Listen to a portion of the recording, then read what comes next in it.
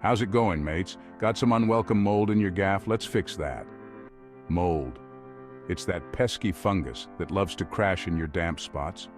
Bathrooms, basements, you name it.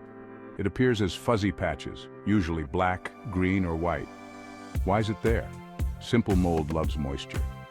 And if you don't tackle it, it can cause some serious health issues. So, what do you do when you spot it? First, clean the area thoroughly. Use a mix of water and bleach or specialized mold cleaner. Next, reduce the moisture. Ventilate the space well, maybe crack open a window or use a dehumidifier.